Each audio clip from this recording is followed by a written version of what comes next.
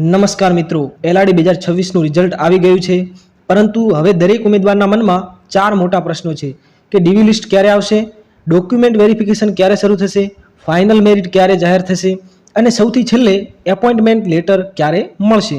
જો તમારા મનમાં પણ આ ચાર પ્રશ્નો છે તો આ વિડીયો છેલ્લે સુધી જરૂર જોતા રહેજો. આજે આપણે કોઈ અફવા નહીં પરંતુ ભરતી પ્રક્રિયાના આધારે સંપૂર્ણ ટાઈમલાઈન સમજવાના છીએ. હવે વાત કરીએ કે હાલની ભરતી છે એ કયા સ્ટેજ ઉપર છે. તો મિત્રો, રિઝલ્ટ જાહેર થઈ ગયું છે અને હવે બધા જ વિદ્યાર્થીઓ માત્ર વાટ જોઈને બેઠા છે, તો એ ડીવી માટેની. તો અને આ પ્રક્રિયા દરમિયાન હાલ ચાલુ છે કે category wise bonus marks, NCC sport વગેરે વિગતોની ચકાસણી થઈ રહી છે.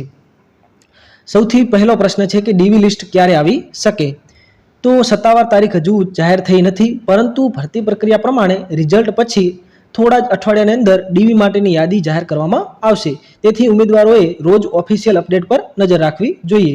મારી સલાહ તો એ જ છે કે એલસી, માર્કશીટ, આધાર કાર્ડ, જાતિનો દાખલો, ડોમિસાઇલ સર્ટિફિકેટ હોય, નોન ક્રિમિનલ હોય, બોનસ માર્ક્સ સંબંધિત કોઈ ડોક્યુમેન્ટ હોય એ આજથી તૈયાર કરી નાખો. અને આ ડીવી માટેના જે ડોક્યુમેન્ટ જોઈએ છે એ કોમેન્ટમાં મેં પિન કરી દીધો વિડીયો, એ વિડીયો જોઈ લેજો. એટલે કયા કયા ડોક્યુમેન્ટ લઈ જવાના છે તેના વિશેનો વિડીયો છે.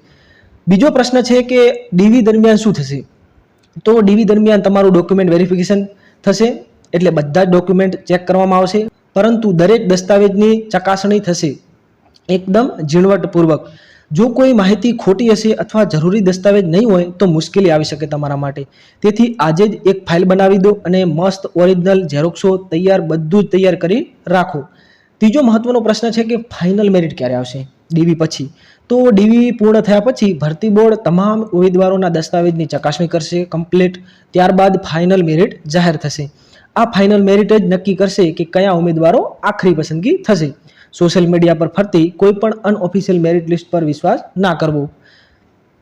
ચોથો મહત્વનો પ્રશ્ન છે, છેલ્લો પ્રશ્ન, કે એપોઇન્ટમેન્ટ લેટર ક્યારે મળી શકે. તો દરેક પ્રશ્ન છે બધા માટે કે ફાઇનલ મેરિટ જાહેર થયા પછી આગળની જે પ્રક્રિયા છે એ શરૂ થશે.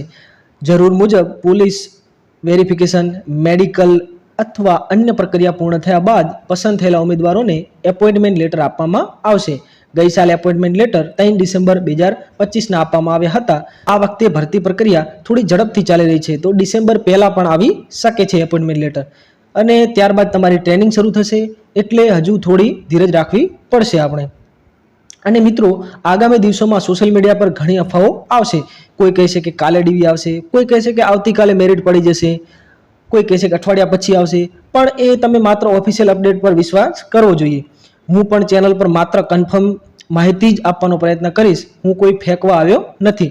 જો કોઈ સત્તાવાર અપડેટ આવશે તો સૌથી પહેલાં તમને આ ચેનલ ઉપર મૂકવાનો પ્રયત્ન કરીશ.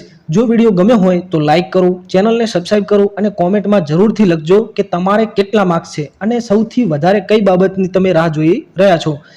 અને દરેક વ્યક્તિને હું જેમણે પણ પોતાની કોમેન્ટ કરી છે એમનો હું જવાબ આપીશ.